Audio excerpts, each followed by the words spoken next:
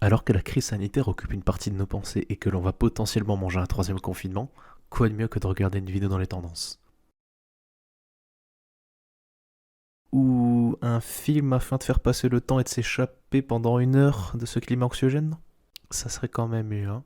Bonjour à tous, et aujourd'hui nous allons parler de Contagion. Film sorti en 2011, réalisé par Steven Soderbergh, ayant eu un regain de popularité ces derniers temps. On se demande franchement pourquoi, notamment parce qu'il est disponible sur Netflix. Avec un casting plus étoilé que tous les restos de Jean-François Piège, et douteux pour certains, le film décrit de manière très réaliste comment l'humanité va faire face à l'émergence d'une nouvelle maladie provoquée par le virus MEV1. Avant que les complotistes se ramènent, il faut savoir que le réalisme de ce film est dû en partie au fait que le scénariste ait travaillé avec des épidémiologistes. En gros, ça veut dire respirez calmement, posez-vous tranquille devant cette vidéo, et basta. On s'est dit que ce film était un bon moyen pour non pas parler du virus en lui-même, mais surtout pour vous parler de l'humain. Au-delà du fait que le film porte son nom de par la contagion du virus, il y a plus globalement une viralité des émotions à tout instant et à chaque partie du film. Le but de cette vidéo, c'est de vous montrer comment l'être humain réagit face à quelque chose qui le dépasse, même si cela veut dire revenir à un état quasi survivaliste, instinctif et égoïste. Un début d'effondrement de la société en gros. Après un voyage d'affaires à Hong Kong, Bess décède subitement. Son fils meurt un peu plus tard dans les mêmes circonstances. Mitch, son mari, et sa fille semblent hors de danger. Le virus qui les a tués prend de l'ampleur et très vite, le terme de pandémie mondiale est le sujet de tous les médias. Lors de cette crise d'ampleur mondiale, nous allons donc suivre Mitch, sa fille, une partie d'officiels américains, des chercheurs et un complotiste. Bon, ça c'est pour le synopsis. Maintenant, on va se concentrer sur le fait que 4 thèmes principaux plus ou moins connectés concernant l'humain soient abordés dans ce film. La panique, l'égoïsme, la conspiration et l'espoir en période de crise. Bon, pourquoi panique-t-on? La panique est définie comme une peur extrême et soudaine, ainsi que souvent collective. La panique de l'homme s'explique donc souvent par une phobie, la peur de l'inconnu, de la mort, ou encore l'irrationalité des individus. Lors d'une période de crise, l'incompréhension, le manque d'information et le comportement des pairs peuvent amener un individu à agir différemment. Dans Contagion, la panique est transmise de manière virale dans les scènes où il y a beaucoup de personnes. Ce sentiment se répand d'autant mieux lorsqu'il y a évidemment beaucoup de personnes, comme un virus classique. Tout le monde veut se sauver, personne ne comprend le virus, et personne n'a envie d'aider personne. Je veux savoir si mon fils a attrapé le truc dont on parle au journal. Je suis navrée, monsieur, mais nous faisons notre possible. Quoi mais je peux pas voir quelqu'un de l'administration, je sais pas, moi. Ici, la caméra suit les protagonistes dans la foule. Les nombreuses silhouettes, le mouvement qui se situe entre la caméra et les protagonistes, l'ambiance sonore très présente au mixage et donc étouffante, qui renforce l'effet de cohue, la panique dans la voix du type qui s'explique avec une des secrétaires et qui hausse la voix, on a tout pour une scène classique, anxiogène, de panique. Couvrez-vous la bouche. Vous, je vous emmerde. Une longue file d'attente, un malade qui tousse, une remarque puis une réponse agressive, ainsi que l'annonce d'une limitation de dose pouvant être prescrite, et c'est juste parti. Puisque tout le monde se rend compte de la rareté d'un potentiel remède, comme nous allons le voir ensuite. Tout le monde veut évidemment sa dose et sera prêt à pousser tous les autres pour ce faire. L'agressivité des clients, le fait que le personnage se mette accroupi avec les mains sur la tête pour se protéger, tout cela implique le début du mouvement de panique, et donc un réel danger. Alors qu'ils se rendent en voiture au supermarché, on se rend compte que des bâtiments commencent à être ravagés. La panique se répand extrêmement vite. Le jeu de lumière dans le magasin fait rentrer le film quasiment dans le genre de l'épouvante ou du fantastique le temps d'un instant. Les personnages passent entre la caméra et les protagonistes, ou bien encore en fond. Le fond sonore et le décor d'apocalypse créent une ambiance chaotique. Mitch et sa fille tentent de réunir le nécessaire pour survivre alors qu'autour d'eux règne une pure panique destructrice.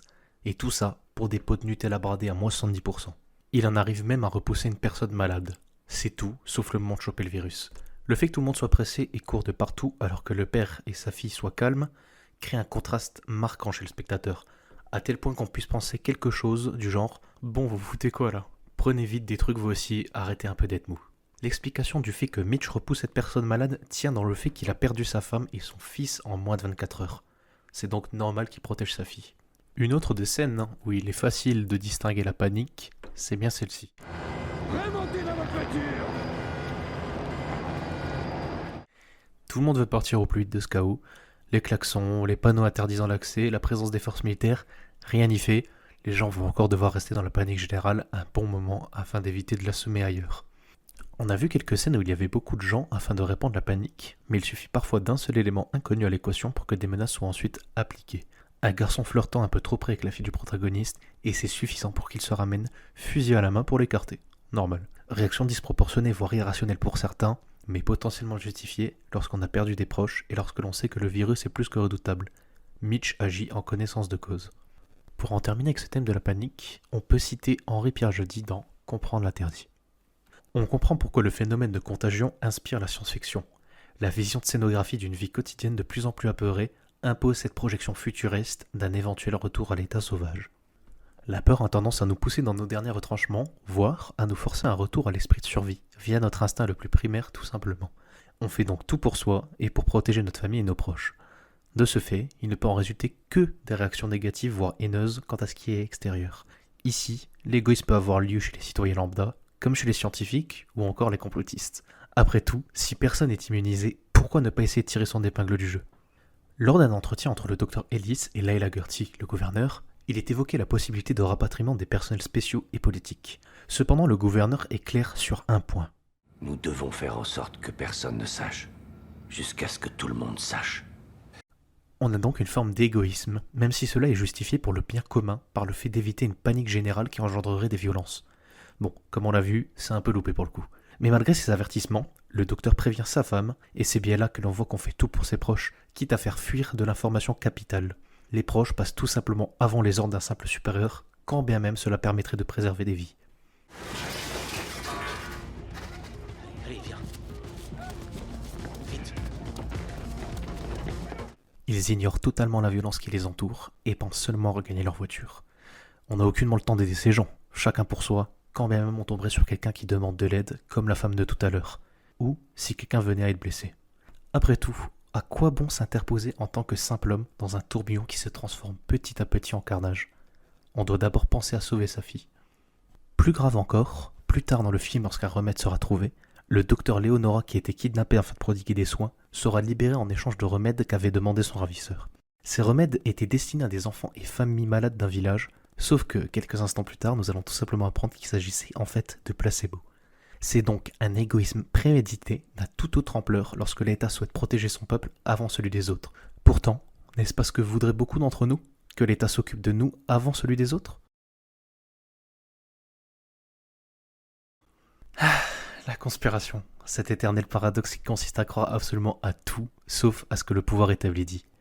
C'est une grande famille entre ceux qui croient que les gouvernements sont à l'origine des pandémies, et les autres qui pensent que les vaccins permettront à Bill Gates de contrôler le corps de Morissette à distance. Je vous le dis, le conspirationnisme a encore de beaux jours devant lui. Je vous passe les récents tweets et le documentaire conspirationniste qui ont beaucoup fait parler de ces derniers mois. Mais qu'en est-il dans le film ? Est-ce qu'il y a un attrait tout aussi grand que dans la réalité ? Eh bien dans le film, le conspirationnisme est porté par un personnage pendant toute la durée du film. Et quel personnage ? Alan Krumvid, interprété par Jude Law. Ce personnage représente littéralement à lui seul le conspirationnisme aux États-Unis dans le film, et surtout celui que l'on retrouve également aujourd'hui. La ferme croyance que les gouvernements sont des menteurs et des assassins, le refus d'obtempérer, la manipulation des informations pour qu'elles collent à notre vision. Et également une petite envie d'empocher quelques millions au passage, parce que faut pas déconner, quitte à potentiellement tous crever, autant se faire quelques millions au cas où la société serait reconstruite. Dans cette scène, on pourrait croire que nous avons un simple journaliste en quête de vérité, mais il s'agit surtout d'un blogueur qui se révélerait être ensuite un complotiste afin de servir ses propres intérêts. Il tente d'extraire des informations et de les exposer aux lecteurs de son blog d'une manière problématique pour le gouvernement.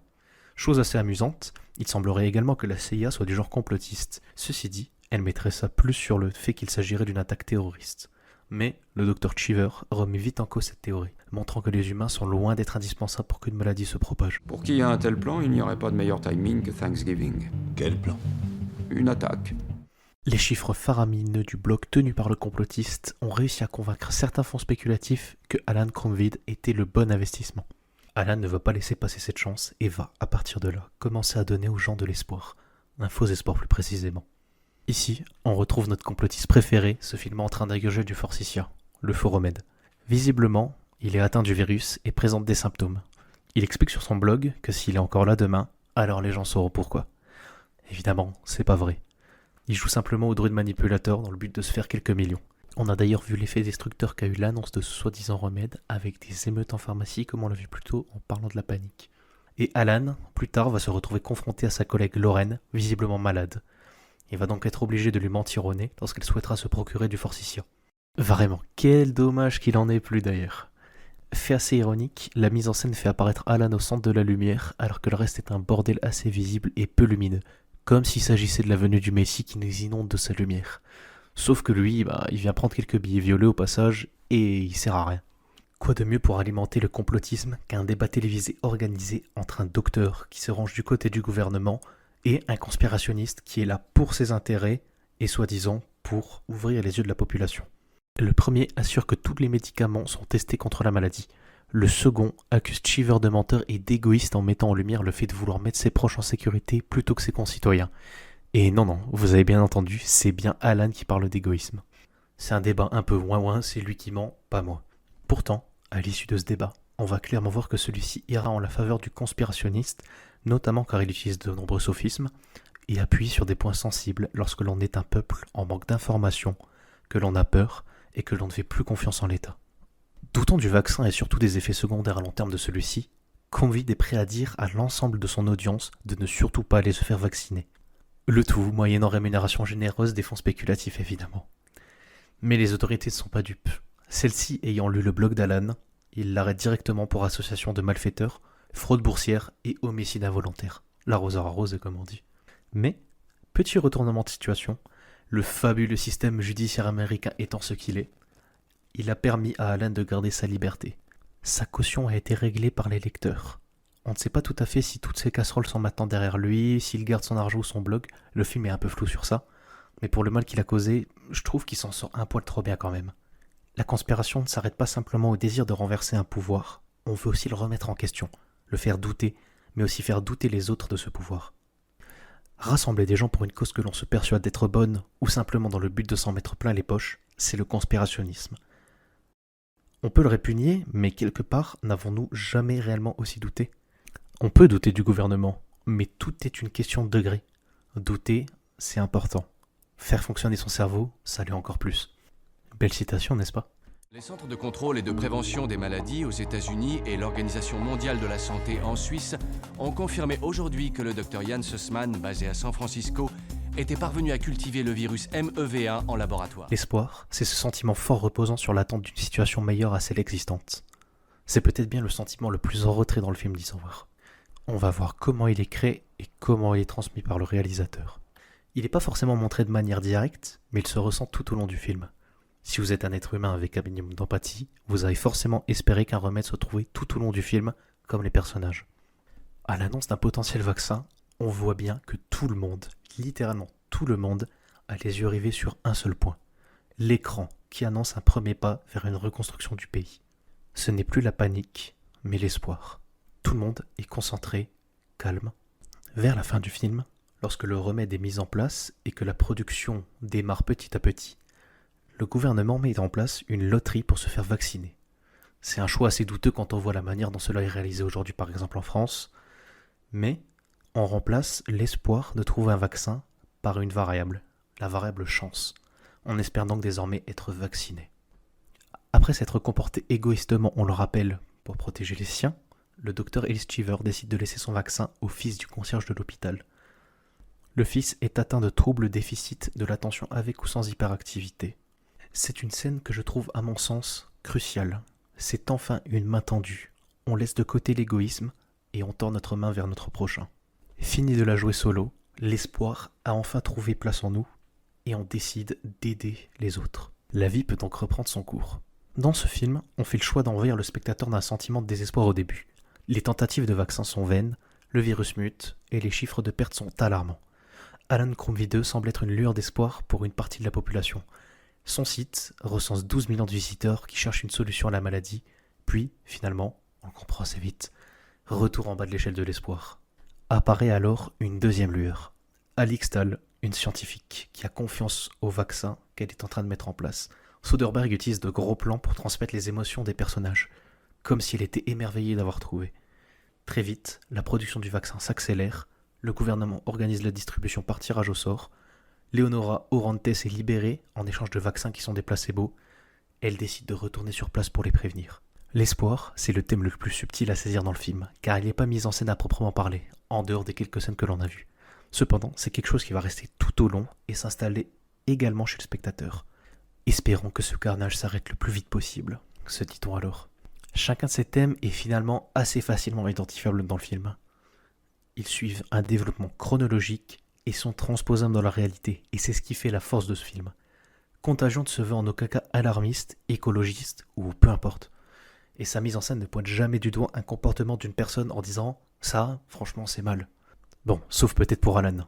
Mais même lui, ça reste un personnage extrêmement intéressant dans le sens où il combine l'égoïsme, le fait d'émettre et de profiter des conspirations, tout en créant un semblant d'espoir, et surtout une panique monstre, notamment dans les pharmacies. Finalement, je ne l'ai pas spécialement abordé par envie de ne pas avoir un côté trop technique ou théorique, mais finalement, la gestion d'une crise, ça passe beaucoup par le marketing et par la communication, et c'est ce qui fait que le personnage incarné par Jude Law est si intéressant.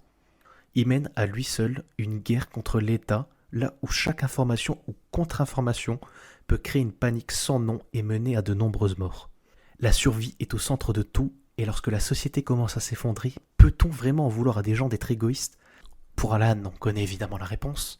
Pour le reste, c'est peut-être pas. On le saura jamais simplement car il est impossible d'y répondre. Le film vous donne simplement de la matière à réflexion, vous montre des comportements, vous fait ressentir des choses en vous mettant à la place des acteurs, et c'est ensuite à vous d'en tirer vos propres conclusions et uniquement à vous. C'est de savoir qu'est-ce que vous feriez si cela devait arriver. Bon, après, qu'on se mette d'accord. C'est pas non plus un film regorgeant de questions philosophiques et de propos qui vous transcenderont. Mais il est assez bien ficelé pour qu'il puisse trouver une place plus importante dans notre esprit en cette période. Merci à vous d'avoir visionné cette vidéo et merci aux autres membres de l'équipe cinéma de l'IAEMS qui m'ont aidé à rédiger cette vidéo et les piètres blagues qu'elle contient. Portez-vous bien en cette période, prenez soin de vos proches et n'hésitez pas à aller regarder des films si possible en salle lorsque cela sera de nouveau possible, afin de soutenir ceux qui vous permettent de vous divertir et de vous échapper de ce climat très dur. À la prochaine.